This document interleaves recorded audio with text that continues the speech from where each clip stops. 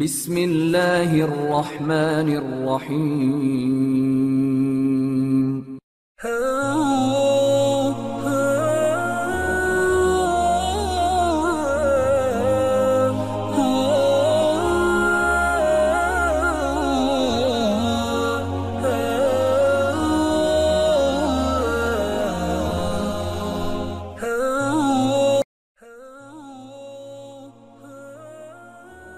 نبی کریم علیہ الصلوۃ والسلام کی ذات اقدس کے حوالے سے سلسلہ پنجتنی نے نوجوان نسل کی بہتر رہنمائی اور آگاہی کے لیے ایک سلسلہ وار پروگرام فوق البشر کے عنوان سے ترتیب دیا ہے۔ آج ہم انشاءاللہ اس سلسلے کی اگلی قسط کا آغاز کرتے ہیں۔ مکہ میں اپنی جگہ اور حیثیت پانا اور بھی اسی مکہ سے زبردستی نکال باہر کر دیا جانا یقیناً تکلیف دہ رہتا ہے۔ یہ اس داستان کا ایک حصہ ضرور ہے مگر پوری کہانی نہیں ہے۔ پوری کہانی میں تو یہ حضور اکرم صلی اللہ علیہ وسلم کے ساتھ پیش آنے والی سب سے اچھی چیز معلوم ہوتی ہے۔ دوسری طرف مکہ کے لوگوں کے لیے آپ علیہ الصلوۃ والسلام اب قطعاً غیر تھے۔ آپ علیہ الصلوۃ والسلام مکہ سے کوئی تعلق نہیں تھا، لیکن اگر مکہ کی اشرافیہ یہ سوچ کر سکھ کا سانس لے چکی تھی کہ بلا آخر رات کی تاریکی میں جلا وطن ہو کر آپ علیہ الصلوۃ والسلام کا قصہ تمام ہو چکا ہے تو یقیناً وہ غلط تھے، بلکہ نبی کریم علیہ الصلوۃ والسلام ان کو جلد ہی ایک بار پھر غلط ثابت کر دیں گے۔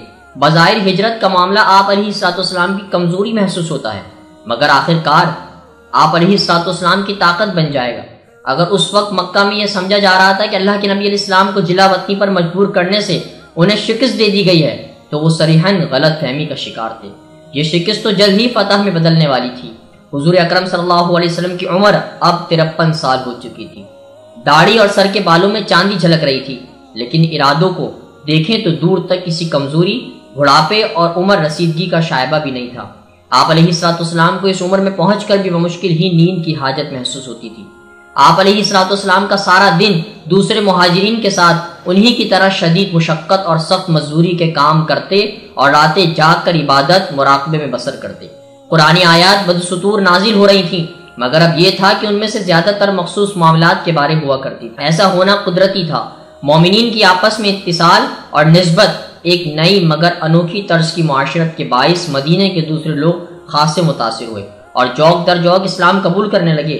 جلد ہی انصار کی تعداد مہاجرین سے بڑھ جائے گی۔ ہر نئے دن کے ساتھ مومنین کی بڑھتی ہوئی تعداد اور اس نئے سماجی ڈھانچے میں پیش آنے والی معاملات کے باعث رہنمائی کی گزارشات بھی اسی مطابقت سے بڑھتی جا رہی تھیں۔ چنانچہ جلد ہی قرآن آیات عبادت کے اوقات سے لے کر جائیداد اور ازدواجی مسائل الغرض ہر طرح کے معاملات پر اللہ کے نبی علیہ السلام کو مومنین کی درخواستوں پر طویل اور تفصیلی جواب دیتی نظر آنے لگی۔ یہ معاملہ بالکل ایسے ہی ہے جیسے نیو یارک کے ایک سابقہ گورنر مایو کیومو نے کہا تھا، تحریک شاعری اور حکومت نثر کے زور پر چلا کر۔ معزز دوستو، آج کی گفتگو کا اختتام ہوا۔ انشاءاللہ کل آپ سے پھر ملاقات کریں گے ایک نئے ذکر اور فکر کے ساتھ۔ اپنا بہت سارا خیال رکھیے گا۔ اللہ حافظ۔